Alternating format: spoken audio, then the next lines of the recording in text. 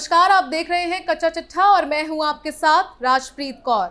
विदेशी फंडिंग को लेकर देश में जांच एजेंसियों का डंडा जबरदस्त तरीके से चल रहा है। कभी कोई नेता तो कभी बिजनेसमैन के घर जांच एजेंसियों का एक्शन देखने को मिलता है। लेकिन इस बार जांच एजेंसी ईडी की रडार पर एक ऐसी कंपनी आई है जिसका नाम सुनते ही आप भी शॉक हो जाएंगे, क्योंकि ये कंपनी शिक्षा से जुड़ी है, बच्चों की पढ़ाई से जुड़ी है। ईडी का चाबुक चलते ही कंपनी को जोरदार झटका भी लगेगा, लेकिन साथ ही साथ ये भी साफ हो गया है कि गलत काम करने वाले, गड़बड़ी करने वाले चाहे किसी भी तरीके से छिपे क्यों ना हो, जांच एजेंसी उन तक पहुंच ही जाएगी। कौन सी है वो कंपनी जिस पर चला है ईडी का चाबुक और क्या है आरोप, इसी का पूरा कच्चा चिट्ठा खोलेंगे। ईडी का ताबड़तोड़ एक्शन, बड़ी कंपनी पर चला चाबुक, हेरा फेरी करना पड़ा महंगा, 9,000 करोड़ ने बुरा फंसाया। ईडी के लगातार हो रहे एक्शन से जानी मानी कंपनी बायजूस भी नहीं बच पाई है। जी हाँ, इसको सुनकर आप भी हैरान हो गए होंगे कि आखिर बायजूस पर ईडी ने क्या और क्यों एक्शन लिया है। तो धमाकेदार खबर की शुरुआत करते हुए आपको बताते हैं कि बायजूस कंपनी पर ईडी ने चाबुक चलाया है, क्योंकि बच्चों को डिजिटल एजुकेशन देने वाली कंपनी बायजूस में बड़ी गड़बड़ी पकड़ी गई है। इस साल की शुरुआत में ईडी ने बायजूस से जुड़े दफ्तर और अन्य परिसरों पर छापा मारकर तलाशी ली थी। साथ ही कंपनी से जुड़े कई दस्तावेजों और डिजिटल डाटा को जब्त किया था। इसके बाद जांच के दौरान ईडी ने बायजूस को विदेशी मुद्रा विनिमय अधिनियम से जुड़ी कई प्रावधानों का उल्लंघन करते पाया है। ये हेरा फेरी करीब 9,000 करोड़ रुपए की है। स्टार्टअप सेक्टर की कंपनी होने के चलते बायजूस को बड़े पैमाने पर विदेश से फंडिंग मिली है। ईडी को छापामारी के दौरान ये भी पता चला कि 2011 से 2023 के बीच कंपनी को करीब 28,000 करोड़ रुपए प्रत्यक्ष विदेशी निवेश यानी एफडीआई मिला है। इसी दौरान कंपनी ने विदेशों में सीधे निवेश के लिए करीब 9,754 करोड़ रुपए भेजे। कंपनी ने विदेशों में जो पैसे भेजे उसमें करीब 944 करोड़ रुपए विज्ञापन और मार्केटिंग के नाम पर खर्च किए। विदेशों से फंडिंग को लेकर लगातार ईडी का डंडा चल रहा है और कईयों की संपत्तियों को भी अटैच किया गया है। और अब बायजूस की कंपनी पर भी यही आरोप लगा है कि उनको भी विदेशों से फंडिंग होती है, जिसके बाद इस पूरे मामले ने तुल पकड़ लिया है। ऑडिट नहीं कराने के भी आरोप। बायजूस के कामकाज के तरीके पर उनके इन्वेस्टर्स से लेकर कई बोर्ड मेंबर भी उंगली उठा चुके थे। कंपनी ने अपने बही खातों का ऑडिट नहीं कराया है। मौजूदा वक्त में वित्त साल 2023-24 चल रहा है, जबकि कंपनी ने 2020-21 से अपने फाइनेंशियल सिस्टम तैयार नहीं किए हैं। वहीं इससे पिछले वित्त वर्ष के वित्त परिमाण भी काफी देरी से जारी किए थे। ईडी का कहना है कि कंपनी का बही खातों का सही से ऑडिट नहीं कराए जाने की वजह से उसे जांच में परेशानी आ रही है। क्योंकि ये जरूरी है, इसलिए ईडी ने दूसरा रास्ता अपनाया और कंपनी के बैंक अकाउंट के स्टेटमेंट की जांच की जा रही है।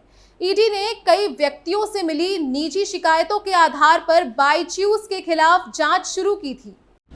सम्मान पर नहीं पहुंचे रविंद्रन बायजू। जांच के दौरान ईडी ने कंपनी के फाउंडर और सीईओ रविंद्रन बायजू को कई समन जारी किए। हालांकि वो हमेशा टाल मटोल करते रहे और कभी भी जांच के दौरान उपस्थित नहीं हुए। वहीं कंपनी का कहना है कि उसे इस बारे में अभी ईडी की तरफ से कोई आधिकारिक स्टेटमेंट नहीं मिला है। वैसे आपको बता दें कि ये पहली बार नहीं है जब बायजू पर मुसीबत आई है और उन पर आरोप लगे हैं। इससे पहले भी कंपनी पर कई तरह के गंभीर सवाल खड़े हो चुके हैं और कंपनी को काफी ज्यादा घाटा भी हुआ था। दरअसल अभी हाल ही में खबरों से साफ पता चला है कि एडुटेक कंपनी बायजूस में कुछ अच्छा नहीं चल रहा था और उसके साथ ही ईडी का शिकंजा और कस गया। दरअसल कंपनी के फाउंडर बायजू रविंद्रन के साथ मतभेदों के चलते बायजू के 3 बोर्ड मेंबर ने इस्तीफा दे दिया था। इसके रविंद्रन के साथ परिचालन मुद्दों पर मुठभेड़ थे। रिपोर्ट्स के मुताबिक सिकोया कैपिटल, जो अब पीक एक्सवी पार्टनर है, उसके जीवी रविशंकर, चैन जुकरबर्ग इनिशिएटिव के विवियन वू और प्रोसेस के रसेल ड्रेसेनस्टॉक ने बोर्ड से इस्तीफा दे दिया था। इसके अलावा डेलाइट हॉस्किंस एंड सेल्स ने तत्काल प्रभाव से बायजूस के ऑडिटर पद से इस्तीफा दे दिया था। इसके बाद बायजू ने बीडीओ को ऑडिटर नियुक्त किया। बोर्ड मेंबर और ऑडिटर का यूं इस्तीफा देना देश के सबसे वैल्यूएबल स्टार्टअप को बड़ा झटका था। इसके साथ ही कंपनी का अमेरिका में अपने कर्जदाताओं के साथ भी विवाद चल रहा है और ये बढ़ते वित्त संकट से जूझ रही है। बायजूस ने 1.2 अरब डॉलर के कर्ज को लेकर एक मामला न्यूयॉर्क सुप्रीम कोर्ट में दायर किया है। कंपनी को इस कर्ज का भुगतान करना था, लेकिन कंपनी फिलहाल इस स्थिति में नहीं है। कंपनी के आधे बोर्ड ने इस्तीफा दे दिया है। ये कंपनी में परिचालन और वित्त स्तर पर परेशानियों के संकेत देते हैं। वित्त साल 2021 में बायजूस को 4,500 करोड़ रुपए का भारी भरकम घाटा हुआ था। इतना ही नहीं, कोरोना काल के दौरान बायजूस की बम्पर कमाई हुई और कोरोना के बाद से कंपनी का बुरा वक्त शुरू हो गया।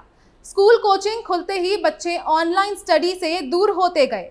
फिर बायजूस का मार्केट कैप लगातार गिरता गया। बायजूस के पतन की कहानी पहली बार सार्वजनिक रूप से तब सामने आई जब कंपनी साल 2021 के वित्तीय आंकड़े 18 महीने की देरी से जारी किए। वित्तीय आंकड़े जारी करने में हुई देरी से निवेशकों के साथ साथ सरकार को गड़बड़ी का अंदेशा नजर आया। फिर निवेशकों ने हाथ पीछे खींचना शुरू कर दिया। इसी बीच पिछले साल प्रवर्तन निदेशालय ईडी ने भी बायजूस के परिसरों पर छापा मारा, लेकिन कमाई कम होते ही कंपनी ने कास्ट कटिंग शुरू की। इस कड़ी में कंपनी ने हजारों कर्मचारियों को बाहर का रास्ता दिखाया। इसी साल जून में बायजूस ने लगभग 1,000 कर्मचारियों की नौकरी खत्म की। इससे पहले पिछले साल 3,000 कर्मचारियों को नौकरी से निकाला था। कंपनी के फेल होने की बड़ी वजह। बायजूस बच्चों को ऑनलाइन पढ़ाने वाली कंपनी है। कोरोना काल में जब ऑनलाइन स्टडी का चलन बढ़ा तो कंपनी ने खूब तरक्की की। शुरुआत में तो कंपनी ने मामूली पैकेज पर बच्चों को पढ़ाना शुरू किया, लेकिन धीरे धीरे वो अपना पैकेज बढ़ाता गया। सभी माता पिता बच्चों की पढ़ाई पर अपनी क्षमता से बढ़कर खर्च करते हैं, लेकिन इसकी भी एक सीमा होती है। बाद में कंपनी के कर्मचारी लोगों पर जबरन मोटे पैकेज थोपने लगे। इससे धीरे धीरे लोगों में कंपनी के प्रति नाराजगी बढ़ती गई। बच्चों को घर बैठे बैठे अच्छी शिक्षा देने के नाम पर कंपनी ने अभिभावकों से मोटा पैसा वसूला, जिससे प्रचार प्रसार में कंपनी ने दोनों हाथ खोल कर लुटाया। लेकिन बच्चों को दी जा रही एजुकेशन की क्वालिटी लगातार गिरती गई। धीरे धीरे जब लोगों को बच्चों को मिल रही खोखली पढ़ाई पर नजर गई तो लोगों का विश्वास बायजूस से उठ गया। ऐसे में लोग कंपनी से दूर होते गए। कई जगह से ऐसी भी शिकायतें सामने आई कि बायजूस ने पैकेज के पैसे के लिए अभिभावकों के नाम पर बिना बताए लोन करा दिया।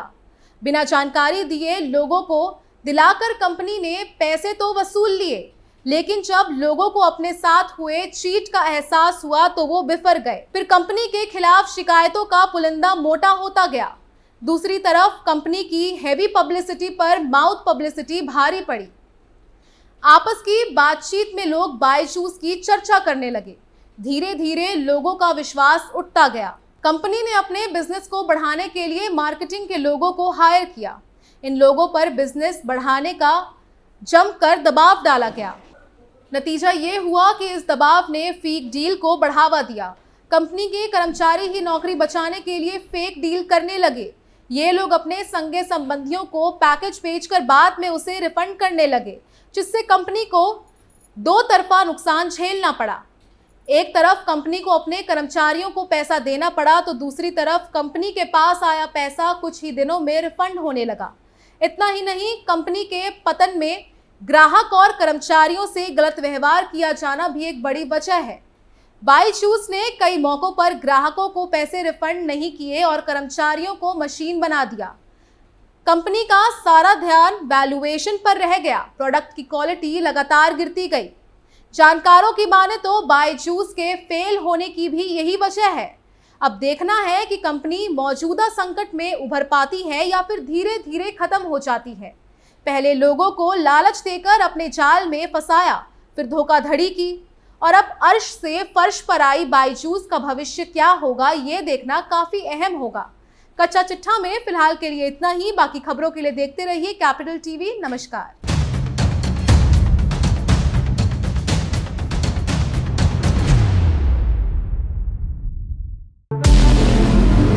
हमारे व्रत, हमारी परीक्षा, लक्ष्य तक पहुंचने की हमारी संयमित प्रतीक्षा। हमारे छठ से और हमारे हठ से पूरी दुनिया वाकिफ है। हमें विकल्प पर नहीं, अपने दृढ़ संकल्प पर अटूट विश्वास है, क्योंकि हार हम मानेंगे नहीं और विपरीत परिस्थितियों पर प्रहार हम छोड़ेंगे नहीं, जब तक हमारी जीत सुनिश्चित नहीं हो जाती, क्योंकि हम बिहार से हैं।